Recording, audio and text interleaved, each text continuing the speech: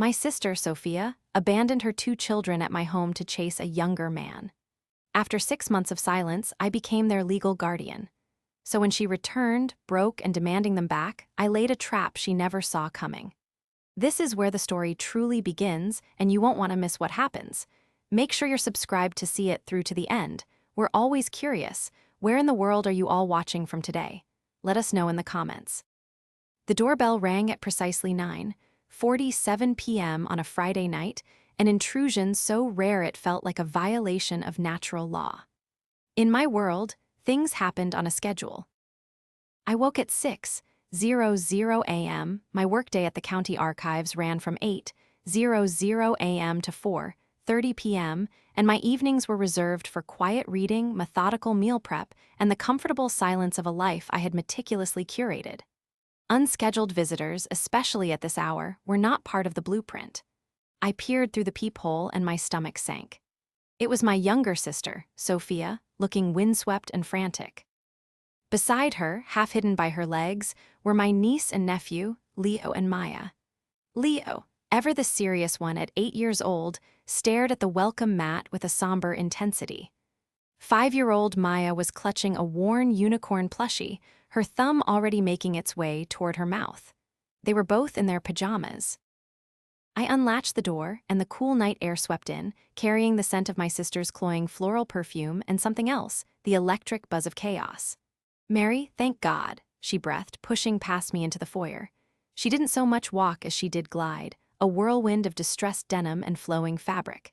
Her hair was a curated mess of blonde waves, and her eyes were wide with a manufactured urgency I knew all too well. "You are an actual lifesaver, a literal angel sent from heaven." "Sophia, what's going on? It's almost 10 o'clock. I kept my voice level, the practiced calm of an older sister who had been diffusing Sophia's crises for 2 decades. "Okay, so you are not going to believe this, but Jax, you know my Jax, he just got this insane, once-in-a-lifetime opportunity," she said, her hands fluttering like trapped birds. "A spot at the Starlight Serenade Festival. It's a huge deal for emerging artists. Like a record exec could be there. This could be it, Mare, the big break." I looked from her sparkling eyes to the tired, anxious faces of her children. Leo was now looking at me, his gaze deep and questioning. Maya had started to sway on her feet, her little body surrendering to exhaustion. "The festival?" I asked, my archivist brain already filing away the inconsistencies. "The one 3 hours away, tonight." "Yes, it's all very last minute, very rock and roll," she laughed, a sound that didn't quite reach her eyes. "We have to leave, like, right now to get there in time for his sound check tomorrow morning. And I couldn't find another sitter on such short notice. It's just for the weekend, I promise. I'll be back Sunday afternoon, Sunday evening at the absolute latest. You know I'm good for it." The lie was so blatant, so utterly transparent that it almost took my breath away. For a fleeting second, I saw her as a stranger. Sophia was not good for it. She was a beautiful, charming black hole of responsibility. I was the stable planet she orbited, pulling from my gravity whenever she spun out of control. "Sophia," I started, the protest already dying on my lips as I looked at the kids. They had no idea they were pawns in her game of perpetual adolescence. They just looked tired and scared. Denying her meant punishing them, forcing them back into a car for a 3-hour drive to sleep in who knows, where while their mother chased a dream with a boy 7 years her junior. "Please, Mary," she said, her voice dropping to a conspiratorial whisper. "Don't do this to me. This is important." To me, the words hung in the air. I knelt, ignoring my sister for a moment, and gave Leo a small smile. "Hey, buddy, you look tired." He just nodded, his dark eyes, so much like his father's, another man Sophia had left in her wake, fixed on my face. Maya, seeing my attention, took a hesitant step forward and held up her unicorn. "Her name is Sparkle," she mumbled around her thumb. "She's beautiful, sweetie," I said, my heart constricting. I stood up and looked at my sister. The decision was already made, not by me, but by the 2 small, pajama-clad figures standing in my meticulously ordered foyer. I would take them. I would always take them. "Okay," I said, the word tasting like resignation. Okay, Sophia, Sunday evening. Relief washed over her face, so pure and selfish it was almost childlike. Thank you, thank you, thank you, you're the best. She gave each of the kids a perfunctory kiss on the top of their heads. Be good for your Aunt Mary, okay? Mommy will be back before you know it. She dropped a duffel bag on the floor, a bag that looked far too small for a weekend, blew me a kiss from the doorway, and was gone. The roar of a cheap, modified muffler faded down the street, leaving behind a profound and unnerving silence. I closed the door and turned the lock, the click echoing in the sudden stillness. I looked at the two children, who were now staring up at me, their small faces a mixture of confusion and hope. They were waiting for an adult to make sense of the world for them. And in that moment, as I looked at their lost expressions and the flimsy duffel bag on my floor, I understood the depth of my sister's casual cruelty. It wasn't just a lie. It was the first shovelful of dirt on the grave of the relationship I thought we had. The weekend was a blur of improvisation. My quiet, two-bedroom home, usually a sanctuary of solitude and order, was transformed into a chaotic landscape of cartoons, spilled juice, and small, emotionally charged landmines. I discovered Leo was allergic to peanuts, a detail Sophia had never bothered to mention. I learned Maya was terrified of the dark and needed not one, but 3 nightlights to fend off the shadow monsters. I bought toothbrushes, children's shampoo, and an alarming quantity of chicken nuggets. I pushed aside my research on 19th century land deeds and instead learned the names of every character in Panda Patrol. By Sunday afternoon, I was exhausted, but a strange sort of contentment had settled over me. Watching Leo meticulously build a towering city of books and Maya giggling as she dressed my cat in a doll's bonnet, I felt a warmth in my chest that had nothing to do with my thermostat. Then Sunday evening arrived. Then 8 p.m. Then 10 p.m. My phone remained silent. I put the kids to bed, tucking them into my guest room, which now looked like a toy store had exploded. Leo looked at me just before I turned out the light. "Is Mom coming tonight?" he asked, his voice small. "She might be running a little late, sweetie," I said, hating the lie, hating the false hope I was selling him. "Get some sleep. We'll talk to her in the morning." At 11:15 p.m., my phone buzzed with a text from Sophia. "OMG, epic night. Jax killed it. We're celebrating. So tired. Traffic will be awful in the AM. Safer to just come back Tuesday. Kisses to the Munchkins. Zoe." Tuesday, not Monday, not I'm so sorry. Just Tuesday. I stared at the message, my fingers hovering over the keyboard.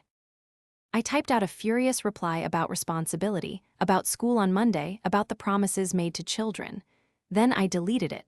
Arguing with Sophia via text was like trying to nail jelly to a wall.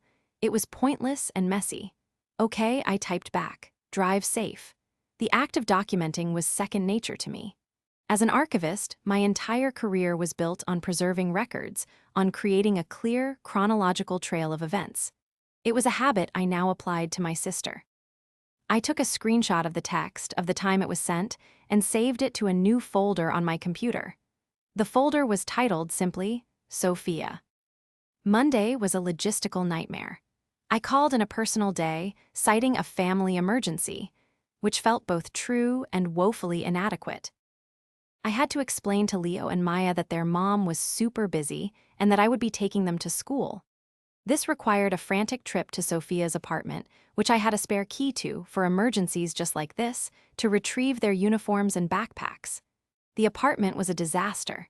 Dirty dishes, discarded clothes, and an empty bottle of cheap wine on the counter. There was no note, no sign of a planned departure. It looked like she had just walked out and never looked back.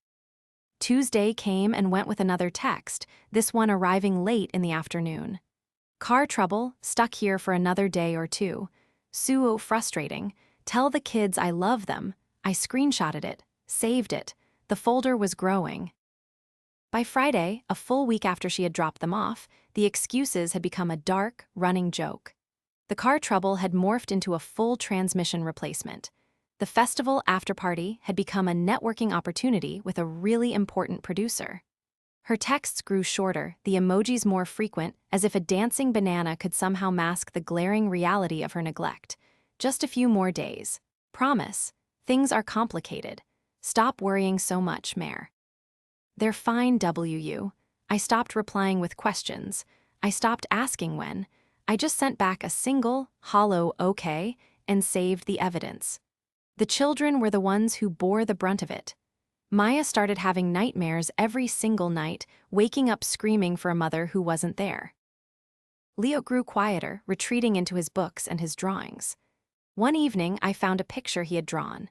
It was our family, me, a smiling figure on one side and him and Maya in the middle. On the far right, where his mother should have been, was just a faint, erased smudge. My quiet, ordered life was a distant memory.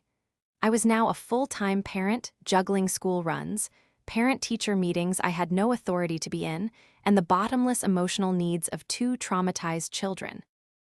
My work at the archive suffered. I was distracted, exhausted, making careless errors. My colleagues were kind, but I could see the questions in their eyes. One night, about 3 weeks in, after settling Maya down from a particularly bad nightmare, I sat in my living room, the silence pressing in on me. I opened my laptop and went to the Sophia folder. I scrolled through the screenshots, a timeline of escalating irresponsibility. Her social media had gone dark. Her phone now went straight to voicemail. She was a ghost, a phantom who had left 2 living, breathing pieces of her heart on my doorstep. I closed my eyes, the sheer weight of it all threatening to crush me. I had enabled her for years, always been the safety net, the backstop. I had cleaned up her messes, paid her bills, and offered a shoulder to cry on. And this was my reward. She had used my love for her children, as a convenient exit strategy from her own life. A bitter, cold anger began to burn through the exhaustion. It was a clean, pure flame, and in its light I saw a path forward. She had made her choice. Now I had to make mine. As I sat there in the dark, a thought repeated in my mind, a quiet, steady drumbeat against the chaos. She had forgotten one crucial thing. She had forgotten who I was. She forgot that I remember everything. The bond between sisters, I've read, is supposed to be one of the strongest. For us, it had always been a bond of convenience, my sister's convenience. I was 6 years old when Sophia was born, and from that moment, I was designated the responsible one. While she was charming her way out of trouble, I was the one making sure our homework was done. While she was sneaking out to parties in high school, I was home, covering for her with our parents. It was a pattern that solidified into the bedrock of our relationship. I remembered, with a clarity that stung, the time she called me from college, crying because she'd spent her entire semester's book money on a spring break trip. I didn't hesitate. I emptied my meager savings account, the money I'd been carefully setting aside from my part-time library job, and transferred it to her. I ate ramen noodles for 2 months, but she got her textbooks. "You're the best, Mary," she had chirped over the phone a week later, the crisis already a distant memory for her. For me, the feeling of an empty bank account lingered. When she decided, on a whim, to become a yoga instructor, I was the one who paid for her certification course. When she got her first apartment, our parents refused to co-sign, citing her track record. So I did. My pristine credit, built through years of careful, methodical payments, was put on the line for her. For the first year, I held my breath every month until I saw the rent payment clear. Her devotion, however, was always fleeting and transactional. It was reserved for whatever or whoever was the shiniest object in her immediate vicinity. First, it was Leo and Maya's father, a steady, kind man who had adored her. She left him when Leo was 4 because, as she'd explained to me over wine, "He's just so predictable. I need passion, Mare. I need a spark." She traded his stability for a string of short-lived, fiery relationships that always ended the same way, with her on my couch, crying about being misunderstood. And now there was Jax. After a month of complete silence from Sophia, my worry had curdled into a cold, methodical resolve. I hired a private investigator, a discreet, expensive man recommended by a lawyer I'd consulted. His job was simple: find my sister. Not to bring her home, but to establish a legal record of her abandonment. While he worked, I began my own investigation, using the archival skills I'd honed for 15 years. I started with Sophia's social media, the accounts she'd abandoned. They were a digital monument to her narcissism. But buried in the tagged photos from 3 months ago, I found him, Jax. He was exactly what I expected. Younger, with artfully messy hair, a jawline that could cut glass, and the vacant, self-satisfied stare of someone who had never had to work for anything. His own social media was a curated gallery of his art. Posed shots with a guitar he barely seemed to know how to hold, moody black and white photos of him staring off into the distance, and endless videos of him playing uninspired covers in dimly lit bars. The captions were a goldmine of cringe-inducing platitudes about the journey and chasing the vibe. But it was Sophia's comments that turned my stomach. Under a photo of him looking particularly brooding, she had written, "My artist, my soul. So proud of the magic you're making." It was a level of public adoration she had never once shown her own children. I dug deeper, cross-referencing names from his friends list, searching public records, and falling down a rabbit hole of online forums for aspiring musicians. The image that emerged was not of an emerging artist, but of a professional grifter. He moved from city to city, festival to festival, always managing to find a slightly older, lonely woman to latch onto. A woman who would pay for the gas, the hotel rooms, the new guitar strings. A woman who would believe his empty promises of fame and fortune. There were posts in closed groups from 2 other women, in 2 different states, warning others about him. They told stories of being charmed, of giving him money, of him disappearing the moment a better opportunity or a more willing benefactor came along. He wasn't building a career, he was a parasite looking for a host. And my sister, my beautiful, foolish sister, had served herself up on a silver platter. She hadn't just chosen this boy over her children, she had chosen a fantasy. The polished but disingenuous image of a life she thought she deserved, one free of responsibility, of school lunches and scraped knees. One afternoon, the investigator called. "We've located her," he said in his clipped, professional tone. She and the subject, Jax, are in a motel just outside of Austin, Texas. They've been there for 3 weeks. My source indicates they are low on funds. It appears his networking opportunities have not been panning out. Austin, she was in Texas, and she hadn't called. She hadn't sent a postcard, she had just vanished. For a moment, I felt a flicker of pity for her.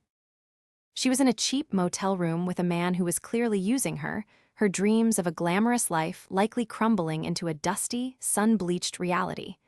But then I looked at the kitchen table, where Leo was patiently showing Maya how to sound out the words in a picture book. The pity evaporated, replaced by the hard, unyielding steel of a protector. Sophia had made her bed. I, and her children, were no longer going to lie in it with her. The private investigator's report was the final piece of the puzzle, the corroborating document that transformed my collection of screenshots and resentful memories into a cold, hard case. I sat at my dining room table, which now doubled as my command center, the report open next to my laptop. Austin, Texas. A motel called the Sunset Motor Lodge. Receipts from pawn shops where Sophia had sold her grandmother's locket and a tablet computer I had given her for her birthday. It was a bleak, sordid timeline of decline. For 4 months, I had existed in a state of suspended animation, a reactive force against the chaos Sophia had unleashed. I managed school schedules, doctor's appointments, and nightmares. I answered the children's heartbreaking questions with gentle deflections. I had become an expert in treading water. But the report was a catalyst. It was no longer enough to just survive Sophia's absence. I had to act. I had to build a lifeboat, not just for me, but for the 2 small, innocent passengers she had left stranded. My turning point came not in a moment of anger, but in a quiet moment of profound clarity. It was a Tuesday evening, and Leo had a school project due. It was a diorama of his family. He had carefully constructed a little shoebox world. There was a little clay figure of me with glasses made from a paperclip. There were figures for him and Maya holding hands, and in the corner there was a figure of Sophia, her back turned to the others. When I asked him about it, he just shrugged. "She's busy," he said, echoing the lie I had been telling him for months. Seeing that little clay figure perpetually turned away solidified my resolve. This wasn't a temporary situation. This was the new reality. These children needed more than a temporary guardian, they needed an anchor. They needed legal, undeniable, permanent stability. The next morning, I called Mr. Henderson, a family law attorney whose stoic, no-nonsense reputation was well known in the county. I had put his number on a sticky note on my monitor a month ago. Making the call felt like stepping off a cliff. His office was what you'd expect: dark wood, leather-bound books, a faint scent of old paper, and expensive cologne. Mr. Henderson himself was a man in his late 60s with kind eyes and a face that suggested he had seen the absolute worst of human behavior and was no longer surprised by any of it. "Ms. Mary," he began, steepling his fingers, "your email was concise. You believe your sister has abandoned her children." "I don't believe it," I said, my voice steadier than I expected. "I can prove it." I opened the leather-bound portfolio I'd brought with me. It was the archivist in me, the compulsive need to organize chaos into a coherent narrative. I had printed everything. The screenshots of the texts, organized chronologically, with timestamps highlighted. A detailed log of every missed call. A copy of the children's school attendance records, showing my name on every sign-in and sign-out sheet. Bank statements showing the money I'd spent on their clothes, food, and medical copays. And finally, the private investigator's report, complete with dated photos of Sophia and Jax entering the seedy Texas motel. I pushed the portfolio across the polished desk. He opened it and began to read. He was silent for a long time. He didn't skim. He read every word, his eyes moving methodically from page to page. He examined the photos, his expression unchanging. The only sound in the room was the rustle of paper and the ticking of a grandfather clock in the corner. When he finally looked up, his kind eyes had a new, steely edge to them. "Ms. Mary," he said, his voice low and serious. "This is one of the most comprehensive and well-documented cases of abandonment I have ever seen. You have done everything right." A wave of relief so powerful it almost made me dizzy washed over me. It was validation. For 4 months, I had been operating on pure instinct, fueled by desperation and a fierce, protective love. I had wondered in the darkest hours of the night if I was overstepping, if I was doing the right thing. To have a man of his experience look at my work and call it comprehensive was like being given a shield and a sword. "What do we do now?" I asked. "Now we move to protect the children," he said, his tone shifting from observer to strategist. "We file an emergency petition for temporary guardianship. Given the evidence you've provided, the length of absence, the lack of contact, the documented instability, and her presence out of state, I am confident a judge will grant it. This will give you the legal authority to make all decisions for them, medical, educational, everything. It makes you, in the eyes of the law, their primary caregiver. And Sophia. We will serve her notice at the last known address, this motel in Austin. The law requires us to make a good faith effort. She will have a window to contest it. If she doesn't show up, and based on this file, I suspect she won't, the temporary guardianship will likely become a permanent one after a set period." He paused, leaning forward. "Mary, I need you to understand what this means. This is not a small step. You are fundamentally changing the legal structure of your family. It is an act of war, in a sense.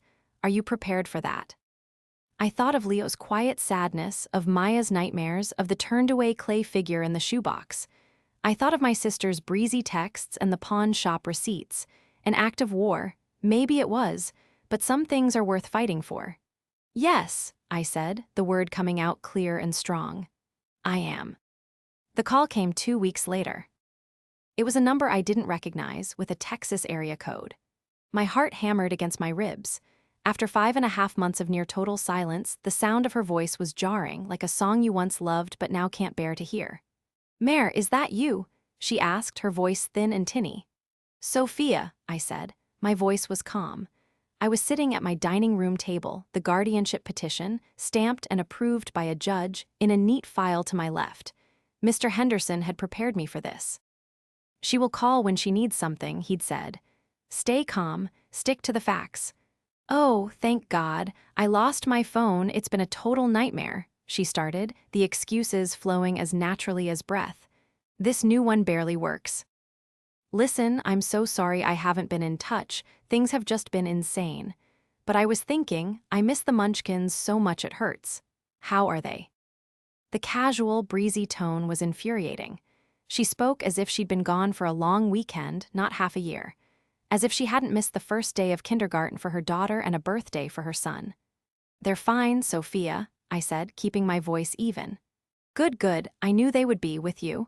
You're just so good at all this stuff, she said, a hint of desperation creeping into her voice. So listen, the reason I'm calling is, things have gotten a little tight. Jax's producer, the one who was so interested, he had to go back to LA unexpectedly. We're kind of in a bind. I was wondering if you could just, float me a little something, just to get us through the next week or two, maybe 500, I'll pay you back, I swear. Mr. Henderson's voice echoed in my head. The first contact will be about money. This was my moment, the one I had been preparing for. I took a slow, deliberate breath. No, Sophia, I can't do that. There was a stunned silence on the other end. I had never, in our entire lives, said a flat no to her when it came to money. What do you mean no? She stammered. Mary, I'm not kidding, we're really in trouble here. I know you are, I said calmly. I know you're staying at the Sunset Motor Lodge just outside of Austin. I know you've been there for almost 2 months. I know you sold Grandma's locket on the 18th of last month for $75. The silence that followed was different. It wasn't stunned. It was cold, heavy, and full of dawning horror. I could practically hear the gears turning in her head, the carefree facade crumbling to dust. How do you know that? She whispered. I hired someone to find you, Sophia, I said, my voice devoid of emotion. When you disappeared for a month, I had to make sure you were alive. And when I found out you were alive and well and simply choosing not to contact your children, I had to take steps to protect them. Protect them? From what? From me. Her voice was rising, a familiar note of indignant hysteria creeping in.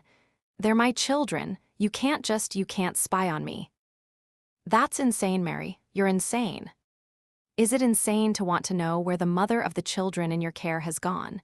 Is it insane to pay for their food and their clothes and their therapy sessions to deal with the trauma of their mother vanishing without a word? I let the questions hang in the air. Therapy? You put my kids in therapy. She shrieked. What did you tell them? You're turning them against me. I told them the truth, Sophia, that their mother loves them very much, but she had to go away for a while. The therapist is helping them understand that it's not their fault, because they think it is. Every single day, they wonder what they did to make you leave. I heard a man's voice in the background, muffled but distinct. Who is that? What's going on? Jax. The parasite? It's nothing. She snapped, her voice away from the phone, then back to me, her tone shifting to one of poorly executed threats. You listen to me, you have no right. Those are my kids and I'm their mother. You can't keep them from me. I'll come up there and get them right now. Really? I asked, my voice still unnervingly calm. How? According to the report, Jax's car has 2 flat tires and an expired registration, and you have approximately $43 to your name. So please tell me how you plan on getting from Austin, Texas, to my front door. The sound on the other end was a choked sob of pure rage and impotence. She had been so accustomed to being in control, to manipulating situations to her advantage, that the sudden loss of power left her flailing. You witch, she hissed. I hate you, I hate you. You should know, Sophia, I continued, as if she hadn't spoken. I've been granted temporary legal guardianship. The papers were served to your motel room this morning. You have 30 days to appear in court and contest it. If you don't, the guardianship becomes permanent. The line went dead. She had hung up. I sat in the silence, my hand still gripping the phone. My heart was pounding and a cold sweat slicked my skin. There was no triumph in it, no satisfaction. It just felt bleak. I had won the battle, but the war was far from over. I had exposed her lies, but in doing so, I had shattered the last, fragile illusion of the sister I thought I had. The 30-day window Sophia had to contest the guardianship began to close. For 2 weeks, there was nothing but a roaring silence from Texas. I half expected her to just give up, to let the deadline pass and fade into her transient life with Jax. But I had underestimated the pull of her own possessiveness. She didn't want to be a mother, but she couldn't stand the idea of someone else being a mother to her children. The private investigator, Mr. Jones, continued his work, now digging into Jax's background. The report he sent was more damning than I could have imagined. Jax wasn't just a charming freeloader, he was a predator with a clear pattern. Mr. Jones had found and spoken to 2 other women. One was a divorced mother of one in Arizona, a woman who had drained her savings to fund his debut album before he vanished. The other was a recent widow in Florida who had co-signed on a car loan for him, a car he promptly drove across the country and never made a single payment on. He had a petty criminal record, too, a string of minor offenses for shoplifting and public disturbance. He wasn't a musician chasing a dream, he was a con artist. I saved the report to the folder. More evidence. More proof that my decision had been the right one. The children were beginning to thrive in the stability I provided. Maya's nightmares were less frequent, and she had stopped sucking her thumb. Leo was smiling more. He had made a friend at school, and they were inseparable. I had enrolled him in a weekend art class, and his talent was blossoming. He was drawing pictures of superheroes and dragons now, not sad, smudged-out mothers. We had a routine. We had family movie nights. We were becoming a family. Then the video call came. It was an unknown email address, a request for a video chat. My hands trembled as I clicked accept. Sophia's face appeared on my screen, grainy and poorly lit. She looked awful. Her hair was limp, her skin was sallow, and there were dark circles under her eyes that no amount of makeup could hide. She was in a different room, not the motel. It looked like a spare bedroom in a cheap apartment. "Mary," she said. Her voice was flat. "Sophia." I could see Jax moving in the background, a shadow passing behind her. He leaned into the frame, and I saw his face clearly for the first time. He was handsome, I could give him that, but there was a cruel smirk playing on his lips. He looked directly at the camera, at me, with an expression of smug ownership. "So this is the sister," he said, his voice a lazy drawl. "The one trying to steal your kids." "Jax, don't," Sophia said weakly. "No, let's talk about this," he said, pulling up a chair and sitting beside her, draping a possessive arm around her shoulders. "You think you can just file some papers and take a woman's children. That's not how it works, lady. Sophia's coming home and she's getting her kids back." "Is that what's happening, Sophia?" I asked, ignoring him and speaking directly to my sister. "Are you coming home?" "Yes," she said, her eyes flicking nervously towards Jax. "We're coming home. We found a ride. We'll be there in a few days. And you are going to drop this ridiculous guardianship thing, and you're going to give me my children." The "we" was not lost on me. He was coming with her. He was planning on moving into the life I had so painstakingly built to reap the benefits of the stability I had provided. The audacity of it was breathtaking. "Sophia," I said, keeping my voice level, "we need to talk about Jax." "What about him?" She snapped defensively. "He loves me. He's been here for me when you were trying to stab me in the back." "Did he tell you about Amanda in Phoenix?" I asked. Sophia's face went blank. "What, who?" "Amanda, the art teacher, the one whose life savings he spent on studio time and then disappeared." I didn't wait for an answer. "Or what about Carol in Sarasota? The widow, the one whose credit he ruined when he defaulted on the car loan she co-signed for. The car you're probably driving right now, by the way, does it have Florida plates?" I saw it in her eyes, a flicker of recognition, a flash of doubt. She knew, somewhere deep down she knew. Jax's smirk faltered. His hand tightened on her shoulder. "She's lying," he said, his voice tight. "She's just trying to turn you against me." "Am I?" I asked. I held up a printed sheet of paper to the camera. It was a mugshot of Jax from a public disturbance charge in Louisiana 2 years prior. "Does this look like a lie, Sophia?" His name isn't even Jax, it's Jason Miller. He has a record. He does this for a living. He finds women like you, lonely and a little lost, and he drains them of everything they have before moving on to the next one. Sophia stared at the image on the screen, her face ashen. She looked from the mugshot to the man sitting beside her, and for the first time I think she saw him for what he was. Not a romantic artist, but a cheap, common criminal. "She's crazy, soft, Jax," Jason said, his voice losing its smooth charm and taking on a hard, ugly edge. "Don't listen to her." But she was listening. The spell was breaking. I could see the dawning, horrific realization on her face. Her fairy tale was a sham. Her prince was a frog. Her grand romantic adventure was just a long, pathetic con. "I have to go," she whispered, her eyes wide with a terror that had nothing to do with me. She didn't disconnect the call. She just stood up and walked out of the frame, leaving me looking at the smirking, exposed face of Jason Miller. He stared at me for a long moment, the mask completely gone, his eyes full of pure, undiluted malice.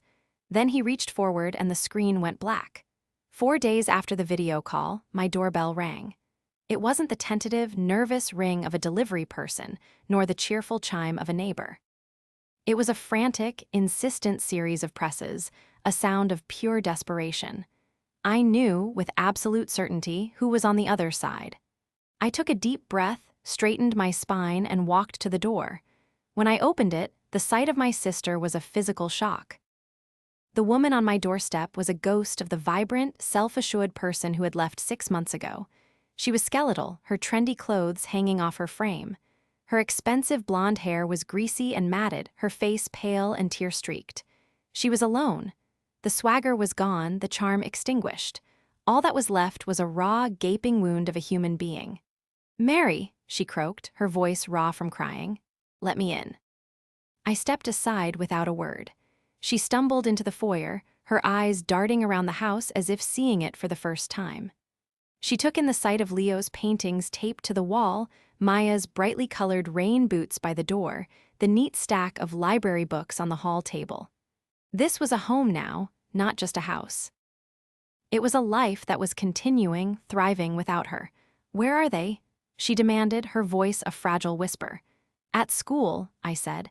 "It's a Tuesday, Sophia. They go to school on Tuesdays." The simple, factual statement seemed to infuriate her. "Don't you talk to me like that," she snapped, a flicker of the old fire returning. "Don't you dare patronize me. I drove for 2 days straight. I haven't slept. I came here for my children." "You came here because you have nowhere else to go," I corrected her, my voice quiet but firm. "He left you, didn't he? Or did you finally find the sense to leave him?" "It doesn't matter," she cried, her hands flying to her head. "He's gone, it's over. I made a mistake, okay? A huge, terrible mistake, I admit it. Now I'm here to fix it. I'm taking my kids home." She said the word home as if it were a place that still existed for her, a place she could just step back into. She seemed to have forgotten she had been evicted from her apartment 3 months ago for non-payment of rent. I had been the one to pack her belongings into a storage unit. "There is no home for you to take them to, Sophia," I said patiently. "And they are home, right here." "This is not their home," she shrieked, her voice cracking. "You are not their mother, I am." She took a step toward the hallway that led to the bedrooms, as if she intended to start packing their things. I moved to block her path. I wasn't bigger or stronger than her, but in that moment I was an immovable object. "No," I said. The word was cold and final. "You are not taking them anywhere." "You can't stop me," she sobbed, tears streaming down her face now. "You think your little court papers mean anything. I'll tell the judge you're a crazy, jealous spinster who stole my babies. I'll tell them you lied and manipulated everything." "And what will you tell them, Sophia?" I asked, my voice still level. I refused to be drawn into her storm. "Will you tell them you didn't contact your children for 172 days? Will you show them your bank records, filled with charges from bars and motels across 3 states? Will you explain to them why you pawned the locket our grandmother gave you? Will you introduce them to Jason Miller and his criminal record? Because I have all of that information. It's in a folder. It's very well organized." I'll be happy to provide the court with a copy. Every fact was a stone, and I watched them land one by one, breaking her down. The rage began to dissolve, replaced by a racking, desperate grief. She slid down the wall, collapsing into a heap on my hardwood floor, her body shaking with sobs.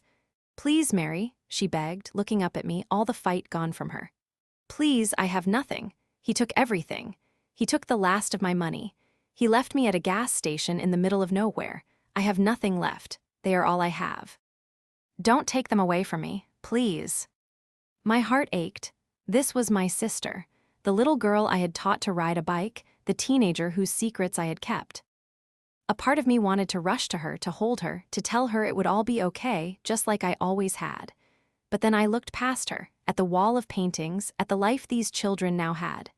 My duty was to them, not to the woman who had so carelessly broken their hearts. "I'm not taking them away from you, Sophia," I said, my voice softening slightly. "You gave them away. I am just the one who was here to catch them." It was then that we heard a noise from the top of the stairs. We both looked up. It was Leo. I had forgotten it was a half-day for parent-teacher conferences. My neighbor must have dropped him off. He stood on the landing in his school uniform, his backpack hanging off one shoulder, his face pale. He was staring at the crumpled figure of his mother on the floor. "Mom," he said, his voice small and uncertain. Sophia's head snapped up. "Leo, baby," she cried, scrambling to her feet and rushing toward the stairs, her arms outstretched. But Leo didn't run to her. He didn't smile. He took a step back, his small hand gripping the banister. He looked at this strange, disheveled woman with fear and confusion in his eyes. He looked from her to me, his safe person, his anchor. In that moment, he wasn't looking at his mother. He was looking at a stranger who was making his Aunt Mary upset. That single, reflexive step back did what all my evidence, all my lawyers, and all my angry words could not. It told the entire truth of the last 6 months in one devastating, silent gesture. Sophia stopped dead at the bottom of the stairs, her arms frozen in the air. The hope in her eyes died, replaced by a look of such profound and complete devastation that I had to look away. She had expected to be welcomed with open arms, to be the prodigal mother returned. But the son she had left behind no longer knew her. She lowered her arms, her shoulders slumping in utter defeat. The fight was over. The last delusion had been stripped away. She couldn't demand them, she couldn't manipulate her way back, because they weren't just possessions to be reclaimed. They were people she had hurt, and the damage was right there in front of her, in her own son's terrified eyes. "I see," she whispered to no one in particular. She didn't look at me. She couldn't look at Leo. She just stared at the empty space between them, a chasm of her own making. In the end, Sophia didn't contest the guardianship. Her brief, disastrous appearance at my house was the final, shattering blow to her own denial. After Leo had retreated back upstairs with me, I made Sophia a cup of tea and sat her down at my kitchen table. There were no more threats, no more tears. There was just a vast, hollow emptiness. It was in that quiet, defeated space that I laid out the path forward. It wasn't a punishment, it was a blueprint for redemption. "First," I said, pushing a piece of paper across the table, "you're going to call this number. It's a women's shelter. They have a bed for you. They'll help you find a job and get back on your feet." She stared at the number without moving. "Second," I continued, my voice gentle but firm, "you will start therapy.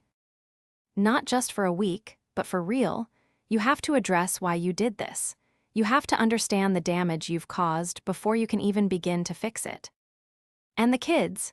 she asked, her voice barely audible. "When your therapist and their therapist agree that you are in a stable place, you can begin with supervised visits. 1 hour once a week at a neutral location. Not here. How those visits go will determine what happens next. If you are stable, if you prove you can be a safe and reliable presence in their lives, we can discuss expanding them. If you miss a visit, if you cause them any distress, we go back to zero. The children's well-being is the only thing that matters. This is the only path, Sophia. There is no other." She nodded slowly, the fight completely gone. She took the paper, folded it, and put it in her pocket. An hour later, a volunteer from the shelter came to pick her up. She didn't ask to see the children before she left. She knew she had no right. As for Jason Miller, his downfall was swift and satisfying.